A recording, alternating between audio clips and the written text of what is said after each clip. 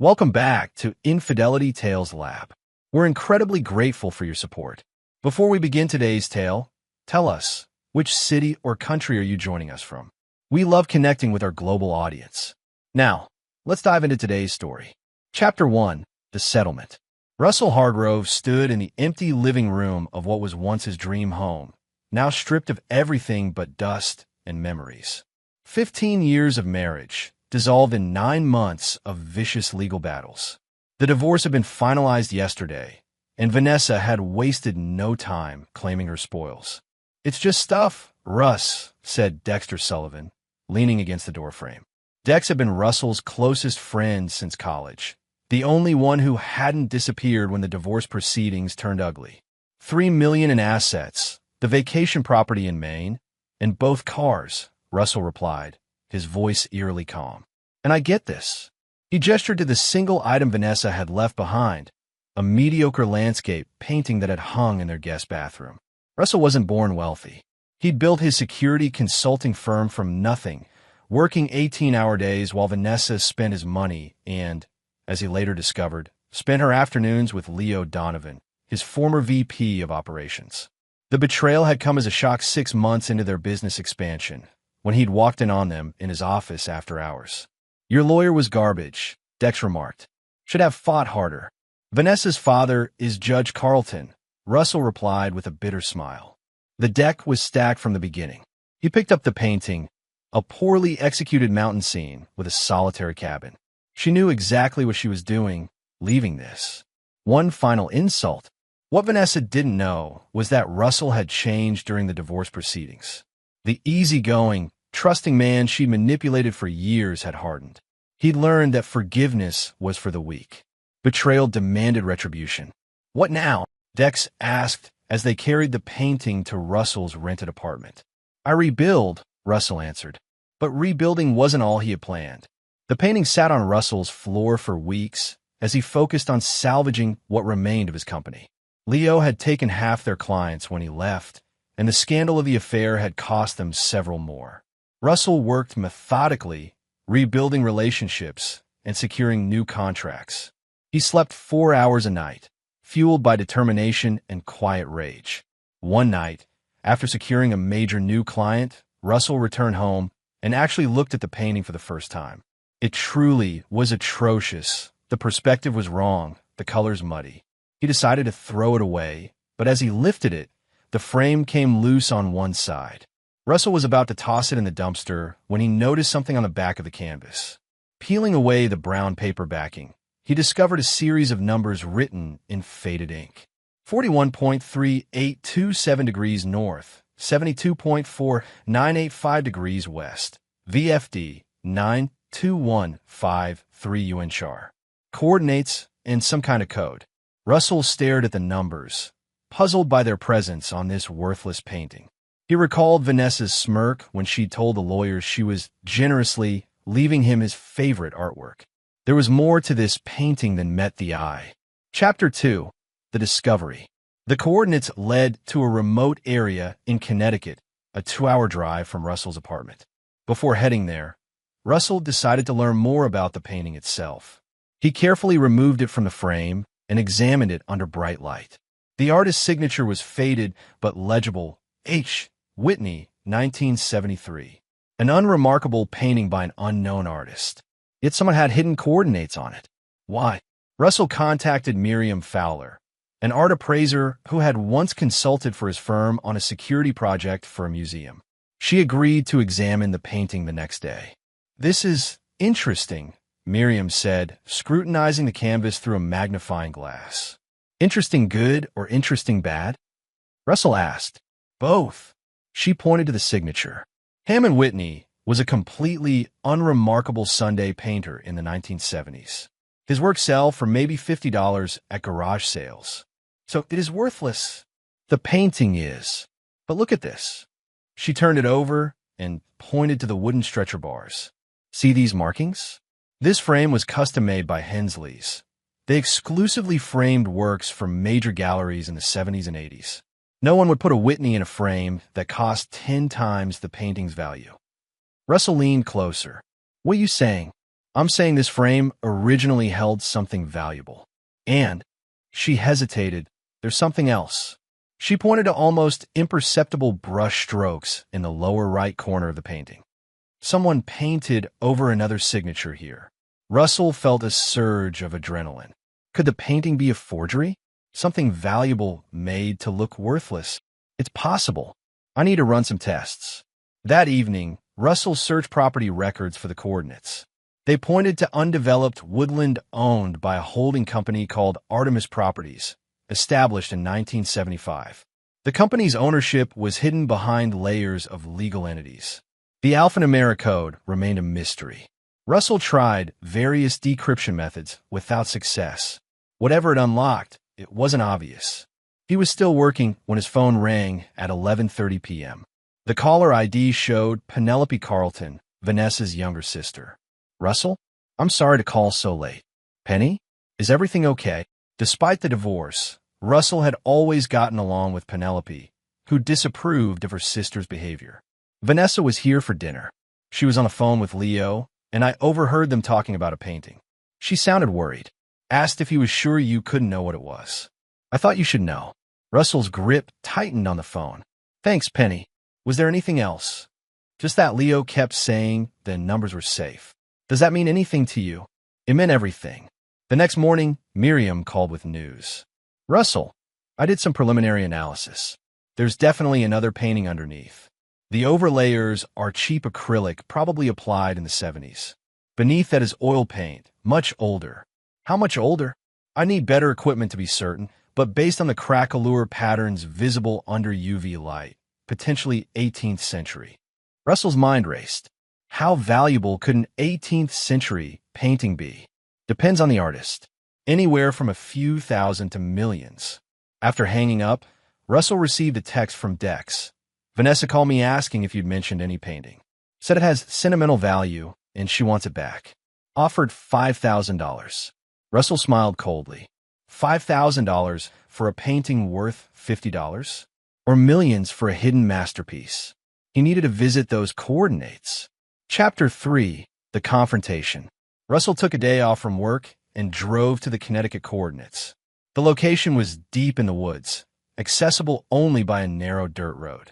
After hiking half a mile from where he had to park, Russell found himself in a small clearing with nothing but an old concrete foundation, partially reclaimed by nature.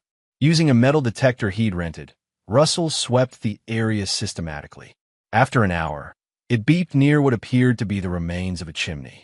Russell dug through layers of dirt and debris until he struck metal, a small, rusted box. Inside was a key and a yellowed envelope.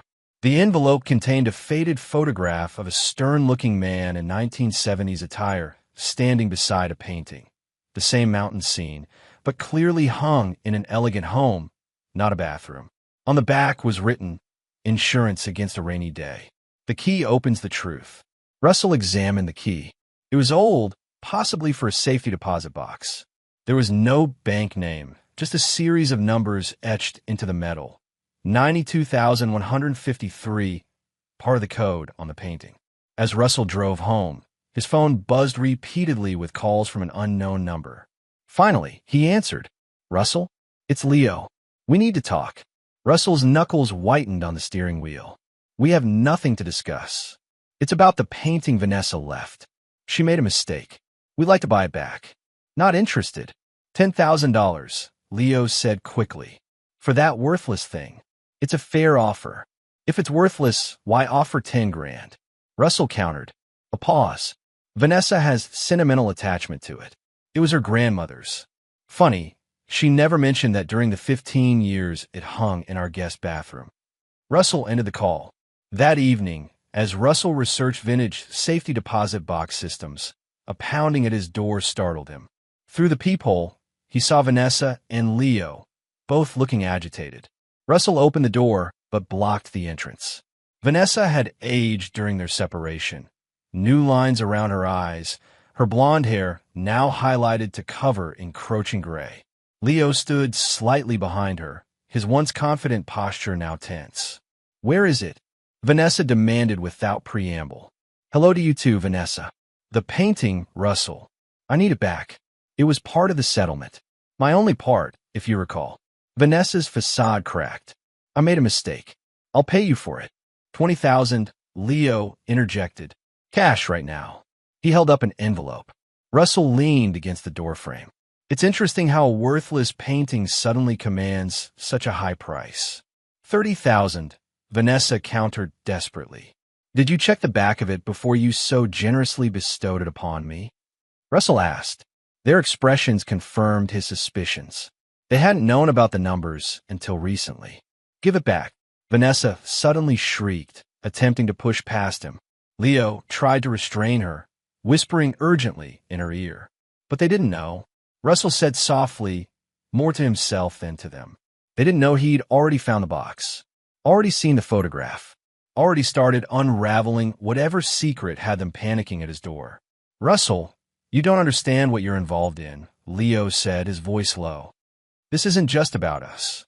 You have 30 seconds to leave before I call the police for harassment, Russell replied calmly. Whatever game you're playing, I'm not interested in your rules. As they retreated, Russell heard Vanessa hiss at Leo. I told you we should have destroyed it years ago. Russell closed the door, his mind racing.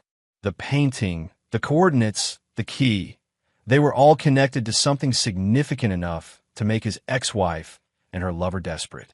And Russell was just getting started unraveling their secret. Chapter 4. The Revelation. The first bank Russell tried confirmed his suspicions. The numbers corresponded to a safety deposit box system they'd used until the 1990s. However, their records showed the box had been emptied and the account closed in 1987. The revelation came from an unexpected source. Over drinks, Russell mentioned the safety deposit box numbers to Dex, who worked in insurance. Wait, that format sounds familiar, Dex said, frowning. Those old number boxes were sometimes listed in insurance policies. Let me check something. 2 days later, Dex called Russell to his office and showed him a digitized insurance document from 1975. This took some digging in the archives, Dex explained. It's a specialized art insurance policy issued to Artemis Properties. The items listed include a safety deposit box with a number sequence matching yours. Russell scanned the document. What was insured inside the box? Documentation proving provenance and ownership of the Mountain Retreat by Thomas Cole, valued at $450,000 in 1975. Russell's breath caught. Thomas Cole was a famous 19th-century American painter, founder of the Hudson River School. That painting would be worth millions today, Dex added. But here's the kicker. It's listed as missing, presumed destroyed in the Westbrook Gallery fire of 1972. Russell immediately called Miriam and explained what he'd discovered. Thomas Cole, she gasped. Russell, if that's true, we're talking about a lost masterpiece worth $8 to $10 million today. Could the painting I Have Be the Cole painted over to disguise it? It's possible. The dimensions match typical Cole landscapes. We need to do proper testing. Infrared reflectography would reveal the underlying image without damaging it. Russell arranged for the tests, but kept searching for the remaining piece of the puzzle, what the letters in the code meant and where the key fit.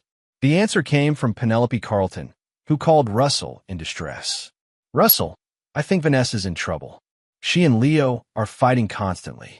I overheard them mentioning a safety deposit box and something about United National Harbor Bank. She was screaming that he had no right to hide it from her all these years. United National Harbor Bank, UNCHAR. The letters from the code. Research revealed that United National had been absorbed by larger banks through a series of mergers in the 1990s. Their main branch had been converted to offices, but the original vault remained intact in the basement, now used for document storage. Russell needed access to that vault. Through his security company, Russell contacted the building management about upgrading their security systems. During the consultation, he managed to access the old vault area. The numbering system was still visible on the walls, and in a forgotten corner was a section of vintage safety deposit boxes that had never been removed during renovation. Box VFD 92153 was still there, tucked away and forgotten. With maintenance workers nearby, Russell couldn't attempt to open it. He'd need to return after hours, something his security expertise made possible, if not legal. That night, As Russell contemplated his next move, Miriam called with the test results. Russell, it's confirmed. Under the Whitney painting is an authentic Thomas Cole. The infrared imaging clearly shows his distinctive style and even his signature. You have a lost masterpiece worth millions. And the rightful owner? Russell asked. According to the provenance documents I found, it was owned by the Westbrook Gallery, but presumed destroyed in the 1972 fire. Insurance would have paid out to the gallery's owners.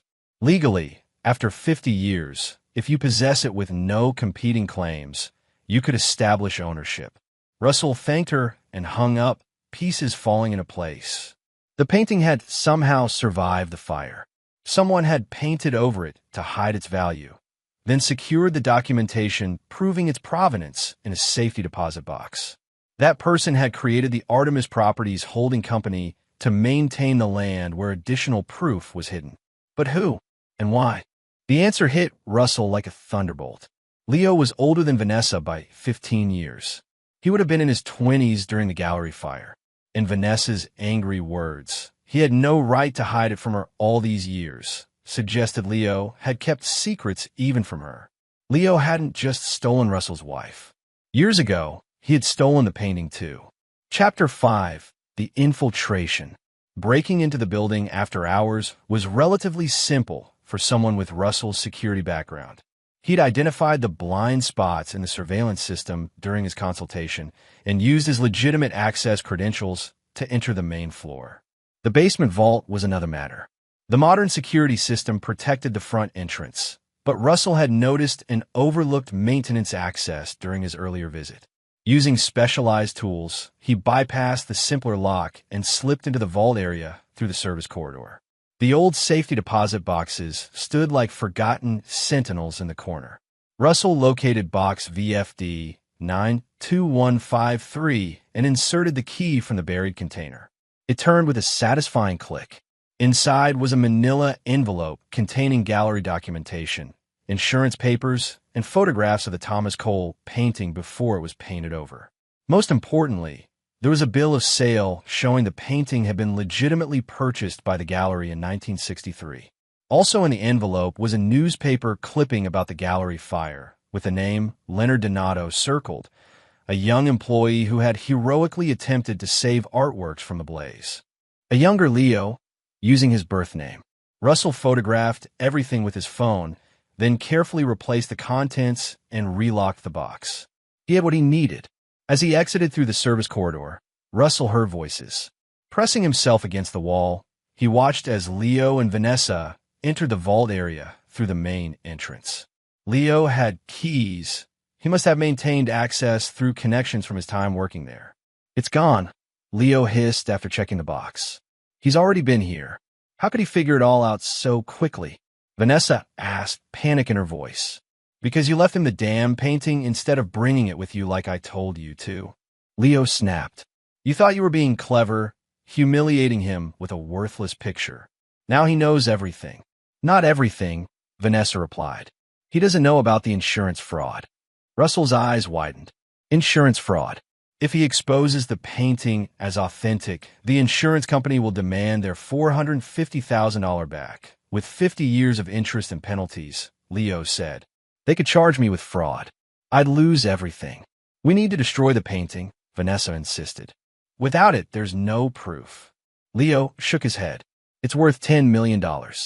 We need to get it back, not destroy it. And how do you suggest we do that? Russell won't sell it back, now that he knows.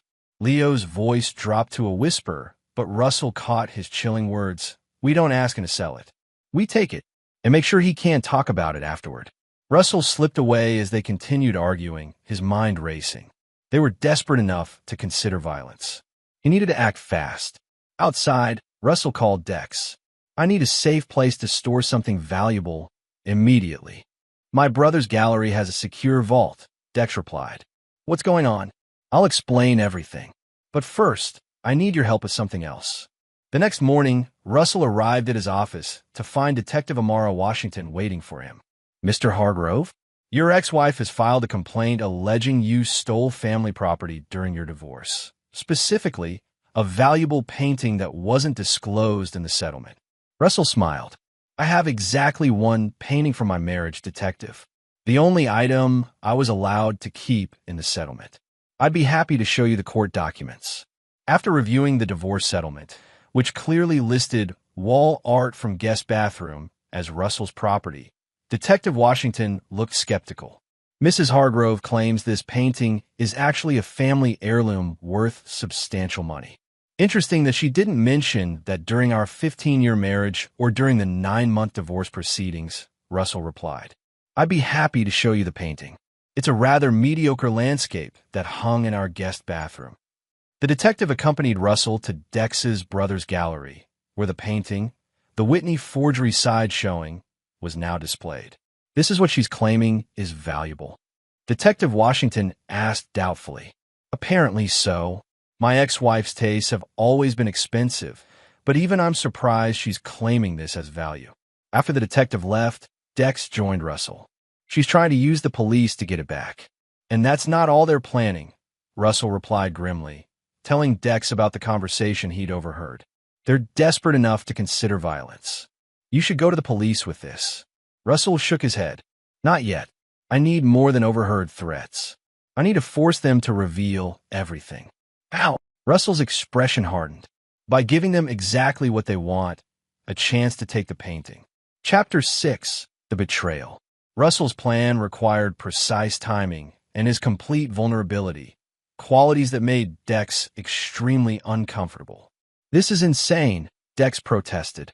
You're setting yourself up as bait for people who've already discussed harming you. It's the only way to expose everything at once, Russell insisted. The gallery opening is perfect, public enough to keep me safe, private enough to give them opportunity. Dex's brother Alden was hosting an exclusive showing at his gallery. The Whitney forgery would be displayed in a back room as part of a forgotten Americana collection. Russell had arranged a small reception area adjacent to the display, where he would host potential clients. And you're certain they'll make a move? Dex asked. Vanessa's sister confirmed they're planning to attend. They can't resist the opportunity. What Russell hadn't told Dex was that he'd sent anonymous tips to both an insurance fraud investigator and Detective Washington, suggesting they might find evidence of art theft if they attended the gallery opening. The evening of the showing arrived. Russell mingled with guests while keeping a watchful eye for Leo and Vanessa. They arrived separately, Leo first, then Vanessa 30 minutes later, pretending not to know each other. Russell deliberately isolated himself in the back reception area, making himself an easy target. After most guests had moved to the main gallery for the formal presentation, Russell observed Leo slipping toward the room housing the Whitney forgery. As expected, Leo entered the display room, quickly examined the painting, and then moved to the adjacent storage closet. Russell had earlier planted one of his company's hidden cameras there, allowing him to watch as Leo hid inside. Moments later, Vanessa approached Russell. Could we speak privately? About the painting? Of course, Russell replied, allowing her to guide him toward the display room. They were alone with the forgery. I know what you've discovered, Vanessa said, her voice low. Leo told me everything. Did he tell you he stole the painting during the gallery fire? That he committed insurance fraud? That he painted over a masterpiece and has been hiding it for decades? Vanessa's expression shifted from practiced contrition to cold calculation. He saved that painting from burning. The insurance company got paid by the gallery's policy. Nobody lost anything. Except me, Russell replied. I lost 15 years to a marriage built on lies. Don't be so dramatic. You were a stepping stone, Russell. I married you because you were ambitious and controllable. Leo and I have been together since before I met you. We just needed your resources to get where we needed to be. The shock must have shown on Russell's face, because Vanessa laughed cruelly. Did you think Leo seduced me away from my loving marriage? Please, it was always him, always the plan. She glanced at the painting. Now, we can do this easily or difficultly. Give us the real painting, the one you've had restored, and we disappear from your life forever. And if I don't, the closet door opened, and Leo emerged holding a gun. Then we take it anyway, and you have an unfortunate accident. What they didn't realize was that Russell had switched the paintings. The one hanging on the wall wasn't the Whitney forgery, but a reproduction. The real painting, with the Cole masterpiece underneath, was securely stored in the gallery's vault. They also didn't know about the microphones capturing every word of their confession, transmitting to Detective Washington and the insurance investigator waiting in Alden's office. "So your entire relationship was a con," Russell said, loud enough for the microphones. 15 years of marriage, just to access my resources. "Don't take it personally," Leo smirked, motioning with the gun. "Vanessa's very good at making men feel special. Now, where's the real Cole painting?" Before Russell could answer, the display room door burst open. Detective Washington entered, weapon drawn, followed by uniformed officers. "Drop the weapon," she commanded. In the confusion, Vanessa lunged for the painting on the wall, ripping it from its display. Leo swung his gun toward the detective. Russell never saw the shot that followed. Only Leo falling backward, the gun clattering from his hand.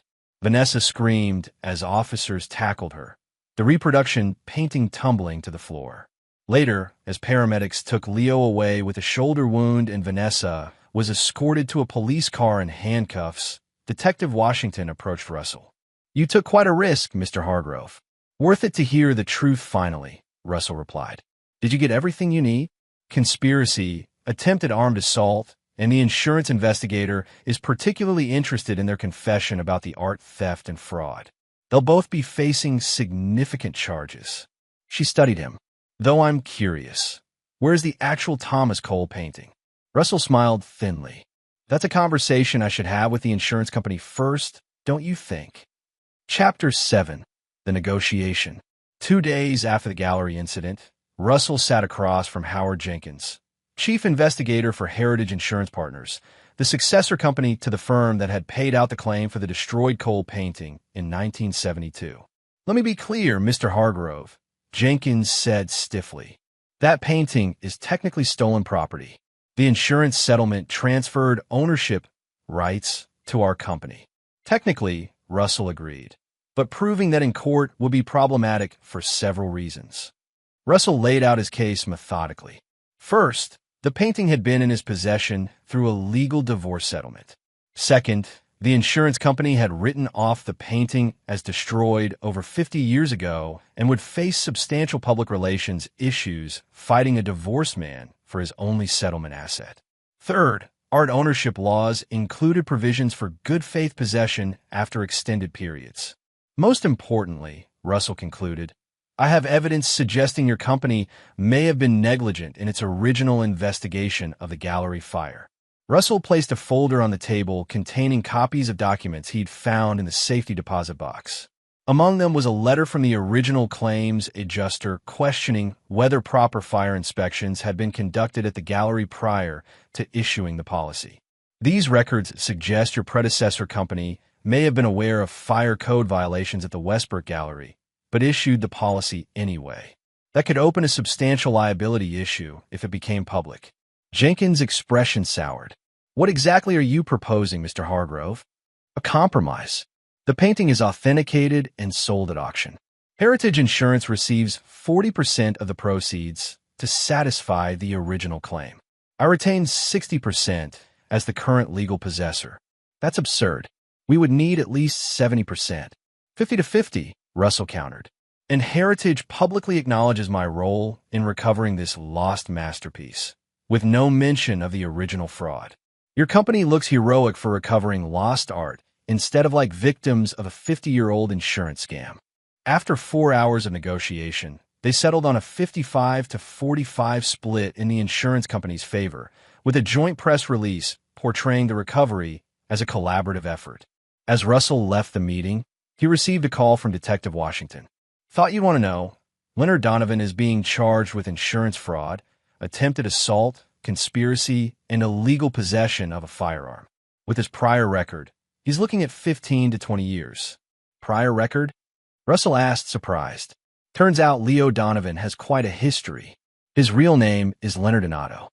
Before he reinvented himself, he had convictions for art theft and fraud in the early 1970s. He was sentenced to 5 years, but only served 2. The pieces continued falling into place. Leo had been a professional art thief before the gallery fire, which explained his ability to recognize the coal painting's value and his knowledge of how to hide it. And Vanessa? Russell asked. Conspiracy charges, attempted theft, and we're investigating financial crimes based on records seized from their home. The prosecutor is offering a deal if she testifies against Donovan. After ending the call, Russell sat in his car, contemplating how thoroughly his life had been manipulated. His marriage, his business partnerships, even his friendships had been filtered through Vanessa and Leo's deception. The revelation should have devastated him. Instead, he felt liberated. Every decision he'd made from this point forward would be his alone, untainted by their manipulation. That evening, Penelope Carlton asked to meet him at a quiet bar downtown. "I need to tell you something," she said, her expression troubled. "Something I should have told you years ago." For the next hour, Penelope revealed the extent of Vanessa and Leo's deception. They had targeted Russell specifically because of his business potential and trusting nature. Vanessa had studied his preferences, shaped herself to become his ideal partner, all while maintaining her relationship with Leo behind the scenes. "Why tell me this now?" Russell asked when she finished. "Because you deserve to know the truth. And because," she hesitated, "I always objected to what they were doing to you. It's why Vanessa and I grew apart." Russell studied her face, seeing genuine remorse. "Did you know about the painting?" "Not until recently. Leo kept that secret even from Vanessa until a few years ago. When she found out, she was furious he'd hidden such valuable information from her." As they parted, Penelope hesitated. "What will you do now, Russell?" His answer was simple: "Whatever I want." Chapter 8. The Redemption. The auction of Mountain Retreat, the recovered Thomas Cole masterpiece, became the art world event of the season. Major collectors and museums around the world expressed interest, drawn by both the painting's artistic significance and its dramatic rediscovery story. Russell used his newfound media attention strategically. Interviews about the painting included mentions of his security consulting firm, leading to a flood of new clients. Systems that had been closing their doors to him after the divorce scandal now eagerly sought his services. While preparing for the auction, Russell received an unexpected call from Vincent Russo, a name he didn't immediately recognize. "Mr. Hargrove, we haven't met, but I believe we share a common enemy in Leonard Donato." Russell agreed to meet Russo at his office. The man who arrived was in his 70s, impeccably dressed, with the sharp eyes of someone who missed nothing. "I worked at the Westbrook Gallery in the 1970s, Russo explained. "I was wrongfully convicted of starting the fire that supposedly destroyed the Cole painting. Spent 7 years in prison while Leonard Donato walked free with the painting." "Why come to me now?" Russell asked. "Because you did what no one else could. You exposed him. And because I have information that might interest you." Russo revealed that Leo had been running art theft operations for decades, using various business ventures as covers. More importantly, he still had other stolen artwork hidden away. His storage facility in Danbury, Russo said, sliding a paper across the desk with an address. "Security code is his mother's birthday, August 9th, 1934. I worked for him briefly after prison, before I realized who he really was. Why not go to the police with this? At my age, with my record, they'd never believe me. But you have credibility now." After verifying Russo's identity and parts of his story, Russell contacted Detective Washington with the information. The subsequent raid recovered 3 more stolen paintings worth over $4 million. When the news broke, Russell received a request from the district attorney to testify about his discoveries. During preparation, the prosecutor revealed that Vanessa had accepted a plea deal, agreeing to testify against Leo in exchange for a reduced sentence. "She's provided detailed information about other crimes," the prosecutor explained. "She's quite eager to cooperate." Russell laughed humorlessly. "Of course she is. Vanessa has always known exactly when to switch sides to save herself." The day before the auction, Russell visited Leo in detention. The once confident man looked diminished in his orange jumpsuit, his injured shoulder still bandaged. "Come to gloat?" Leo asked bitterly. "I came to understand. Russell replied. 15 years, Leo. You and Vanessa maintained this elaborate deception for 15 years. Why not just sell the painting decades ago? Leo's laugh was hollow. Because I couldn't. The gallery's former owner recognized me at an art show in 1975, threatened to expose me if I ever tried to sell it. So I created a new plan, build enough legitimate wealth and power to eventually discover the painting myself, with a plausible story of how I'd found it. And Vanessa? I needed someone to help establish my new identity, someone beautiful and charming who could open doors. She was perfect, ambitious, amoral, and attracted to power. Using you as her idea. Actually, you were her perfect mark, successful, trusting, and lonely. The revelation should have hurt, but Russell felt nothing but contempt for the pathetic man before him. You know she's testifying against you? Russell said. Of course she is. Leo's smile was bleak. Vanessa always lands on her feet. I taught her too well. As Russell turned to leave, Leo called after him. The painting's cursed, you know. It destroyed my life. It'll destroy yours too. Russell paused at the door. The painting didn't destroy you, Leo. Your choices did. The auction exceeded all expectations. Mountain Retreat sold for $12.4 million to the National Gallery, which committed to displaying the painting with a plaque detailing its remarkable recovery. After the insurance company's share, Russell received $5.58 million. That night, alone in his apartment, Russell finally allowed himself to process everything. The betrayal had been more complete than he'd ever imagined. His entire marriage had been a calculated deception. Yet instead of breaking him, the revelation had set him free. Chapter 9. The Aftermath. 1 year after the auction, Russell's security firm had tripled in size. He specialized in art security and authentication, with museums and collectors worldwide seeking his expertise. The irony wasn't lost on him. Leo and Vanessa's deception had ultimately led him to his greatest success. Leo's trial had ended with a 25-year sentence. At 65, it was effectively a life sentence.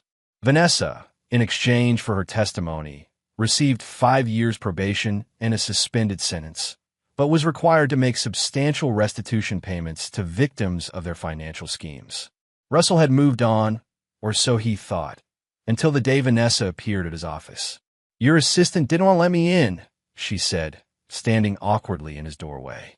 She looked different, thinner, with simpler clothes and no designer accessories. I don't blame her. What do you want, Vanessa? Russell didn't offer her a seat. To apologize for what little that's worth. She attempted a self-deprecating smile that didn't reach her eyes. Also, to ask for help. No one will hire me with my record, and the restitution payments are impossible without income. You've got to be kidding. I've changed, Russell. Prison changes people. You never went to prison, he pointed out. The threat was enough. Please, just a small loan to help me start over? For old time's sake. Russell studied her face, remembering how easily he'd once been deceived by her practiced sincerity. Now he could see the calculation behind her eyes, the same manipulation, just more desperate. No, he said simply. Russell, please. Let me be clear. I don't forgive you. I don't wish you well. I don't care what happens to you. The only reason I don't actively wish you harm is because you're no longer worth the energy. Vanessa's mask slipped, revealing the cold anger beneath. You think you're so much better than me? You set us up. You deliberately baited Leo with that painting.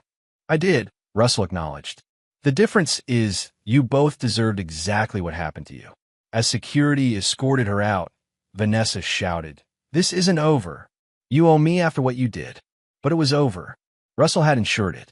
That evening, at the opening of a new security installation at the Metropolitan Museum, Russell encountered Penelope Carlton among the guests. Vanessa came to see me, Penelope said after greeting him. She's trying to find a way to sue you for some share of the painting proceeds. Russell smiled. She won't find one. I had very thorough lawyers draw up releases after the auction. She mentioned that you turned down her request for a loan. Of course I did. Penelope nodded. Good. She doesn't deserve your help. After a pause, she added, You know, not everyone in my family is like Vanessa. Their conversation was interrupted by Vincent Russo, now Russell's special consultant for art authentication. "Sorry to interrupt," Russo said, "but there's someone you should meet. The curator from the Rijksmuseum is interested in our new forgery detection system." As Russell excused himself, his phone buzzed with a text from Detective Washington. "Thought you should know, Vanessa Hargrove was arrested today for attempting to sell fraudulent art authentication certificates." Some people never learn. Russell smiled as he slipped the phone back into his pocket. Vanessa had been right about one thing. The painting had changed his life, just not in the way she and Leo had intended. The painting that was meant to be his final humiliation had become his greatest triumph.